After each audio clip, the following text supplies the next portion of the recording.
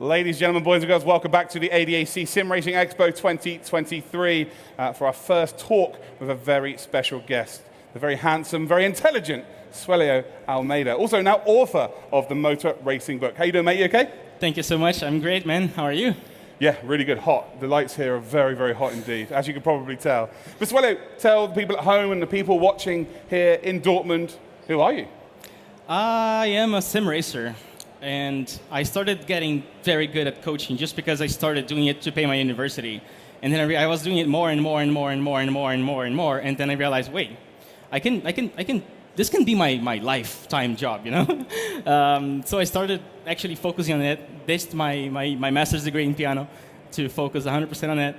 And then I started realizing so many patterns when I was coaching. Over 2,000 sessions currently in around 3 years. So it's pretty much, yeah, it's been insane. It's pretty much my life. And I learned so much, so many patterns that I decided to just, you know, start writing things, putting names to these patterns, and ended up creating like an online course that did very well. And from the script of that online course, I was like, wait, this, like each of these lessons, they look like, they feel like a chapter. I'm gonna write a book on it. And then 1.5 years after, like pretty much 30 minutes to 1 hour writing every day, nonstop, disciplined, and then a long process of editing, formatting, and figuring out, sending it to real-life drivers, sending it to esports drivers. Hey, is this good? Can it be better? Like, what is missing? And the feedback was good. It was like, yeah, let's publish it. So it's been a long process, but it's just the beginning. Well, talk us through it then. The motor racing book available on Amazon, of course. There's a few copies here that people can buy from you in Dortmund, but talk us through the book itself. Yeah, so basically, you know, when you're driving in real life, the fundamentals are so difficult to apply because you're dealing with fear, you're dealing with so many variables. But in the simulator, you go through that, and then you get into a zone where the small details count. And this is where I get in, you know, like as soon as you get on the last second, some concepts and some habits that you built, they start to count. Like for every 100th of a second, like that you're missing, there's a very specific reason, subtle reason. So my mission was to, after reading a lot of books, I read Ross Bentley, I read Carol Smith, and a bunch of articles. I went through the entirety of the internet trying to learn these things. I was like, there are some things missing here.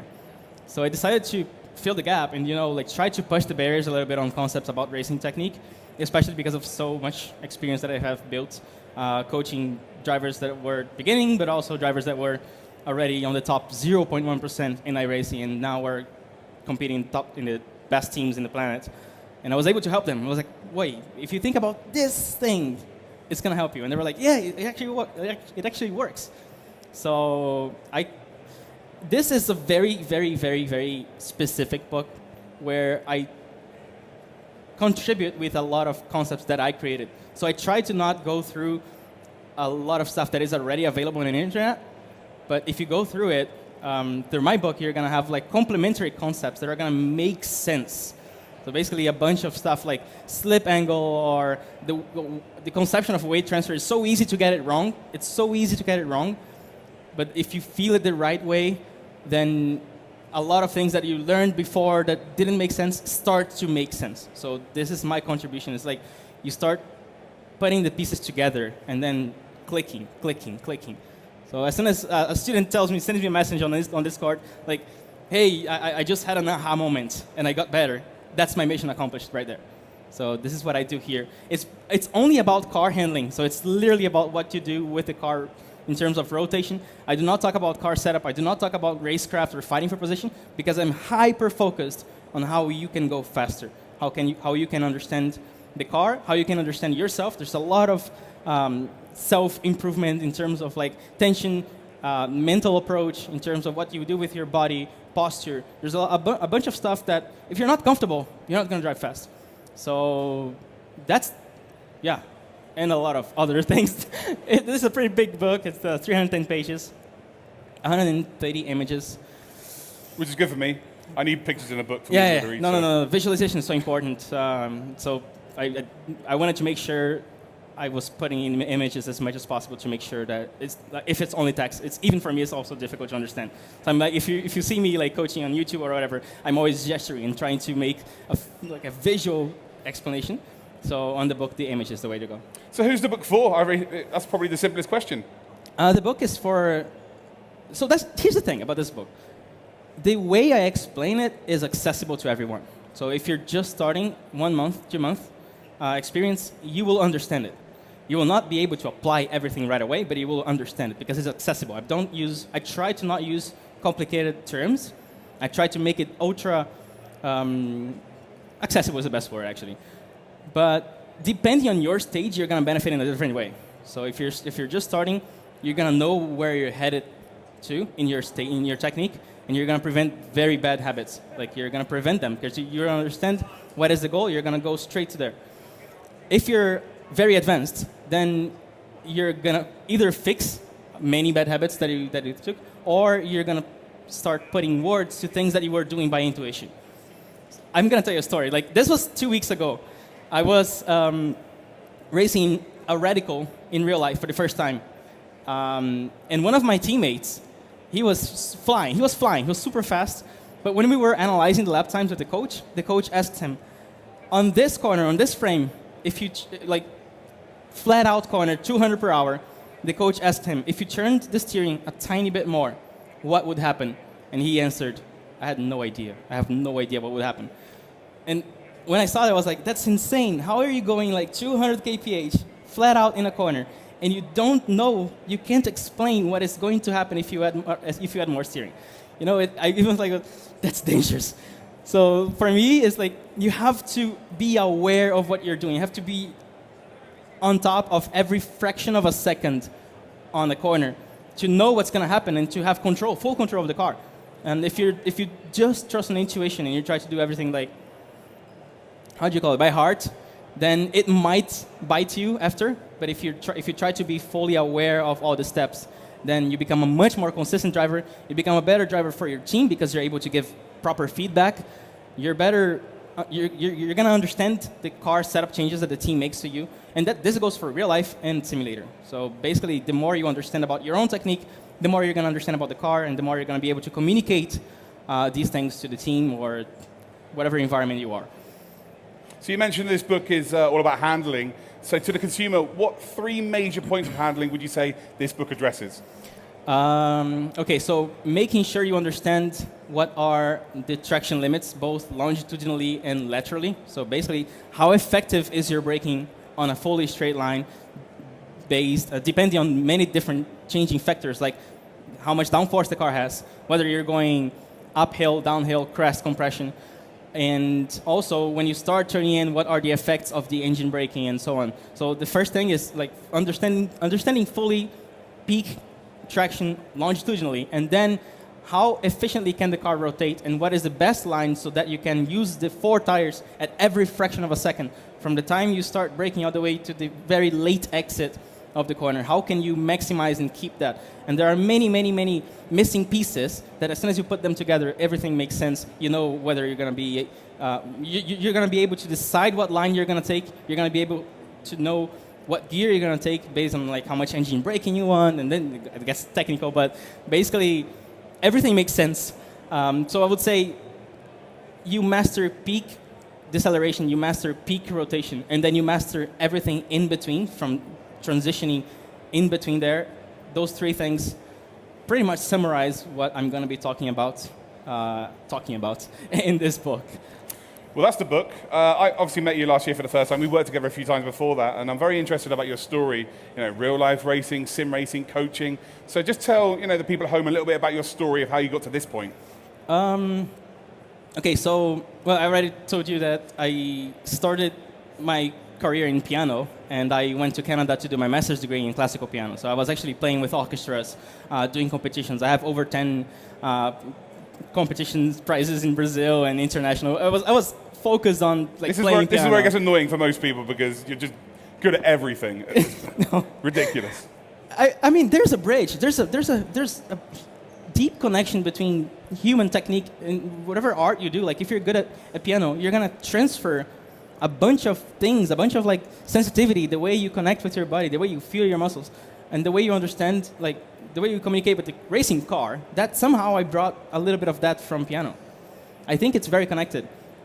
It's like speaking a language. When you learn the second one, like it's difficult, but then the third, fourth is easier because you start understanding the patterns.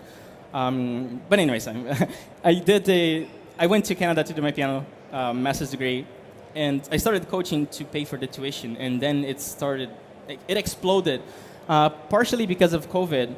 I had so many students. I was teaching sometimes 35 sessions a week. It was crazy. It was crazy. I was just like teaching. And then after I got better and better, and I saw that it became an actual solid business.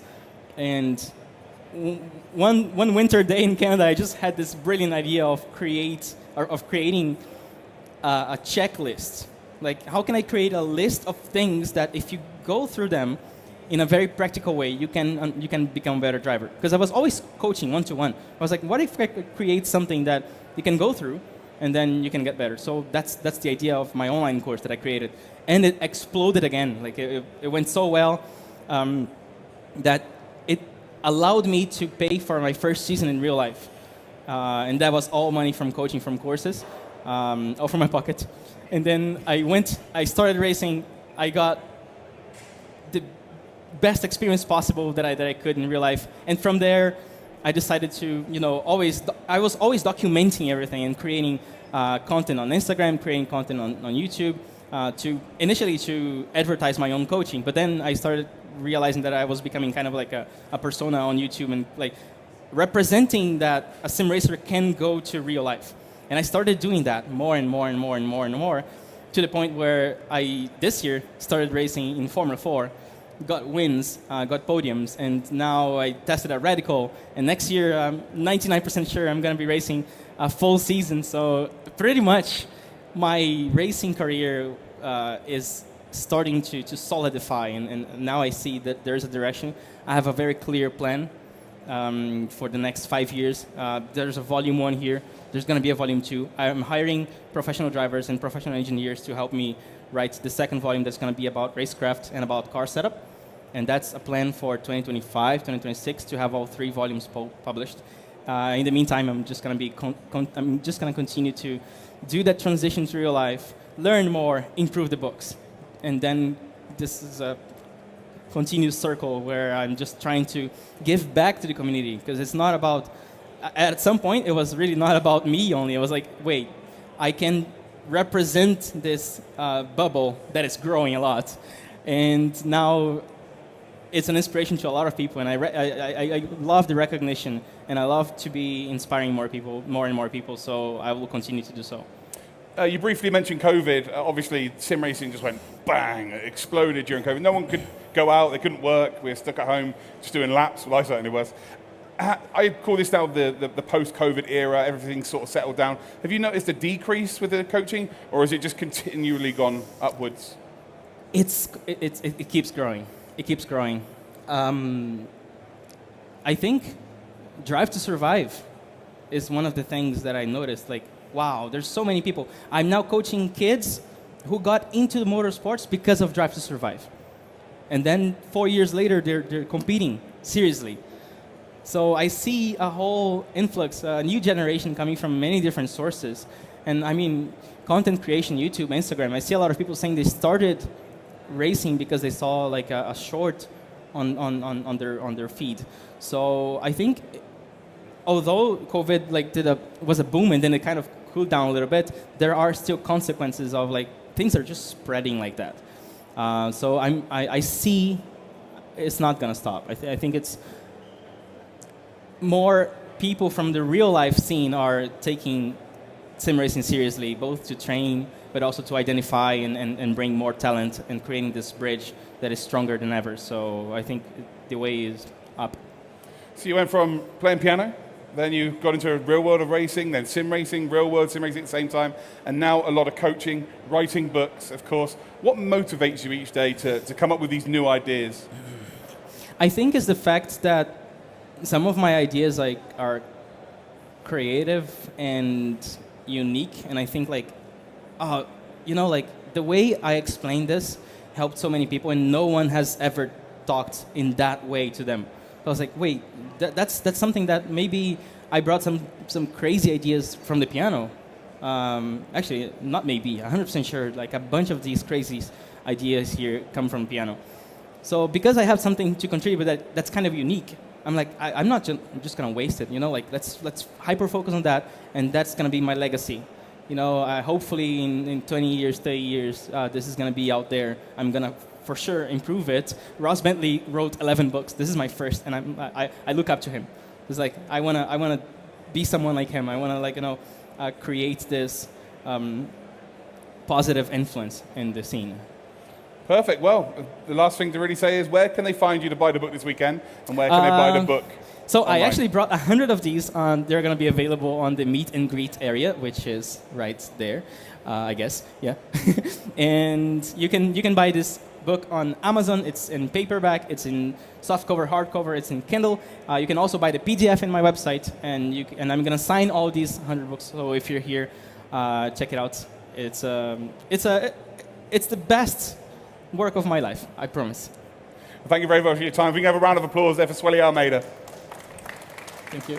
Hopefully you enjoyed that watching at home. We're going to be back in about 40 minutes where we have our first race of the weekend. The community trophy kicks off.